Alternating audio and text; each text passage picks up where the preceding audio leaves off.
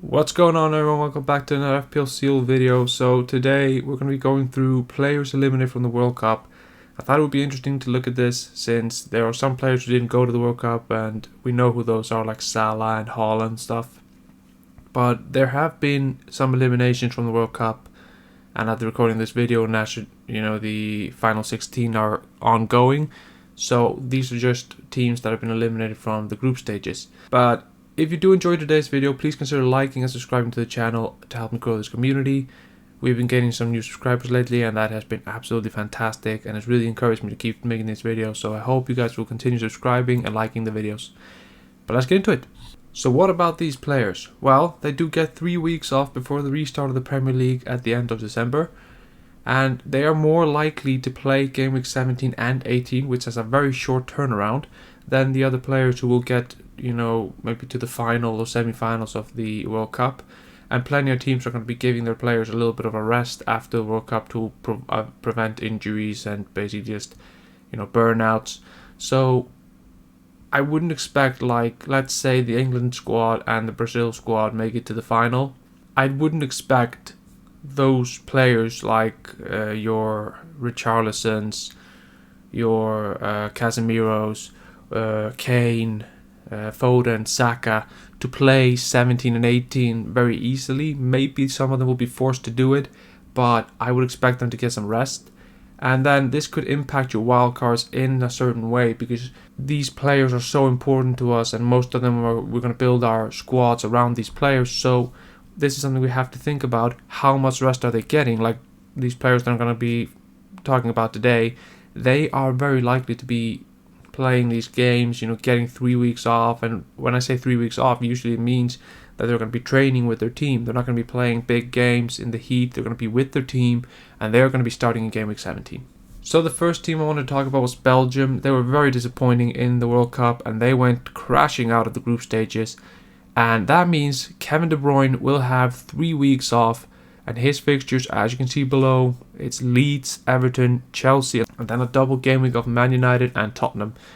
Now, he has got 90 points in the game, and it looks like he has been overachieving a little bit because he has only 78-55 expected points this season. So it looks like he has been overachieving by about 11 to 12 points. He has 3 goals in the Premier League. He has 10 assists. In the World Cup, he didn't get any, but he has been really good and really influential in that City squad, and I expect him to play a bunch of games. I expect him to play more minutes than Foden and be rotated less, because I just think he plays that role where it's very important he's in the team. Foden, on the other hand, is like 4 million cheaper, so of course you could go with him to save yourself the money. I think Foden is 12 points less. I think he's got 78 points. So you might want to look at that. But I think De Bruyne will be in a lot more wildcards since he fell out of the World Cup very early. So the next team is Uruguay.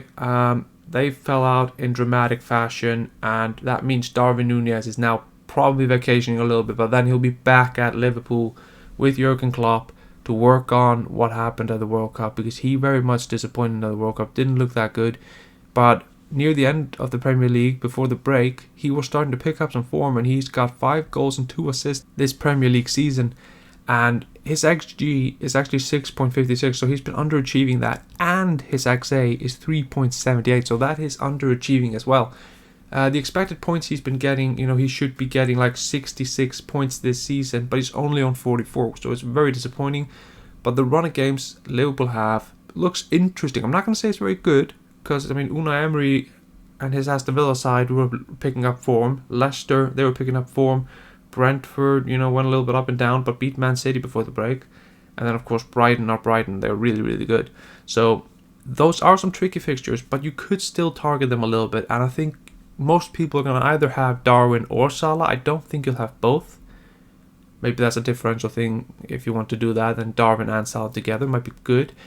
But Darwin could possibly cover Salah if you want another midfielder. It's really just who do you want more, Salah for 12 point something or Darwin for 9, and is there a striker you really want, or is there a midfielder you really want? Let's look at that. These are the fixtures, these are the stats, and Darwin is one you might want to look at. So Serbia are out of the World Cup, and that means Mitrovic has returned home, where he has been on fire with 9 Premier League goals for Fulham, who have actually surprised a lot of people this season. He is basically dead on with his stats, at least for the goal scoring part. He should have assisted 3 goals according to the stats. I mean, and his points should be around 82, while he only has 61 points. So that's about 20 more points you should be getting, which means for 6.8 million, if he had 82 points, I think he would be in every single wildcard draft. He has penalties, and he has a double game week, as you can see there, Chelsea and Leicester in game week 19. Before that, he has Crystal Palace and Southampton, which is not that bad, and then, of course, a tricky fixture against Newcastle in game week 20. But he scored 2 goals in the World Cup, and he kept his form. He looked very good, very lively. Looks to have shaken off the injuries that were plaguing him close to the break. I think he is another one to look at, and personally, if you want to look at him, I think a lot of people are going to go with him, Martial and Haaland, or him, Kane and Haaland, or, you know, there are a lot of ways we could play this, but I think he might be a slight differential because a lot of people are just going to go with Haaland and Kane up top and forgo that third striker spot. That's where you could get ahead.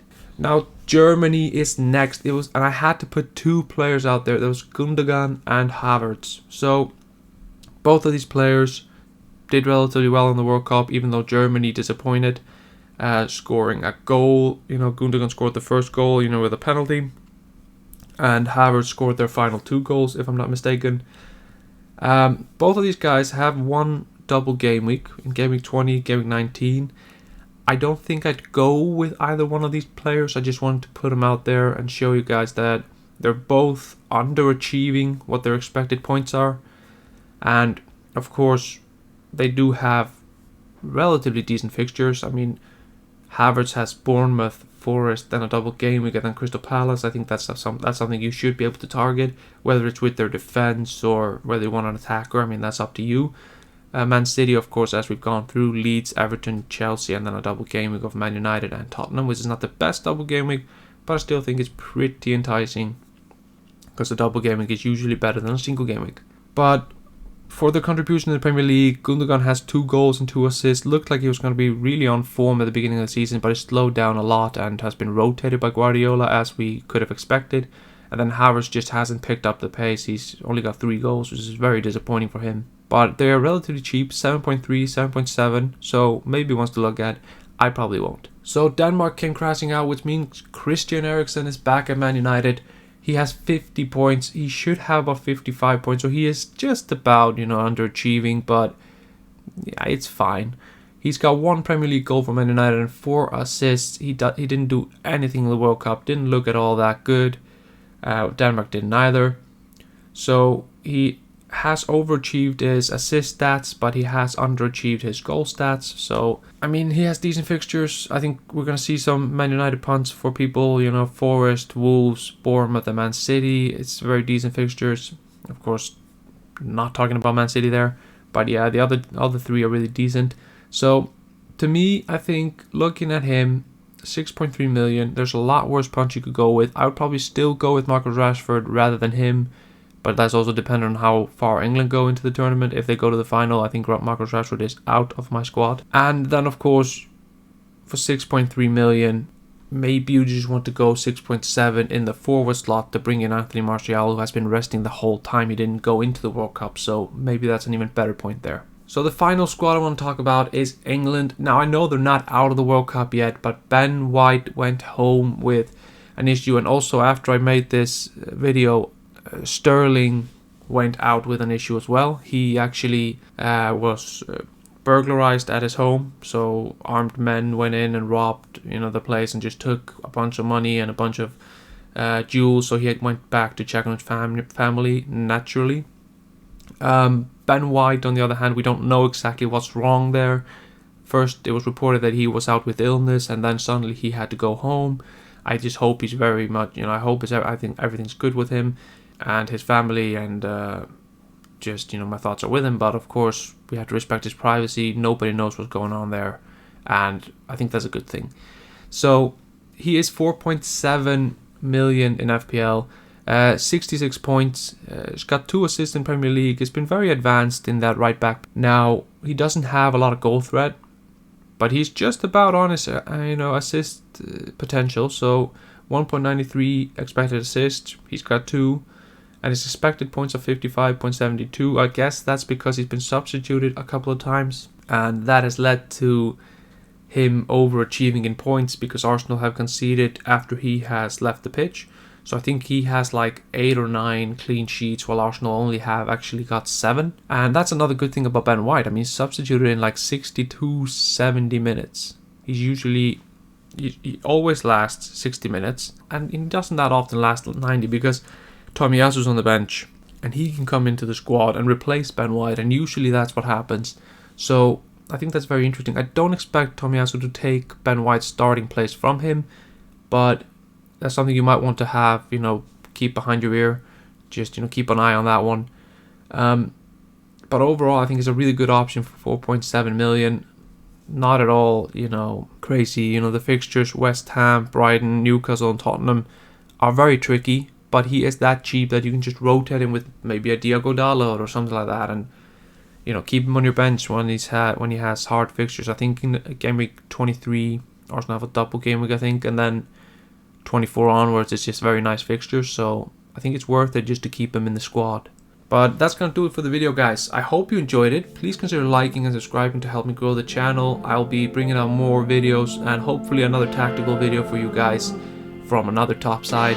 I'm hoping to do that next week, maybe sooner, depends on how my schedule frees up. But that's going to do it for the video, guys. Hope you enjoyed it. Please like and subscribe. I will see you next time. Goodbye.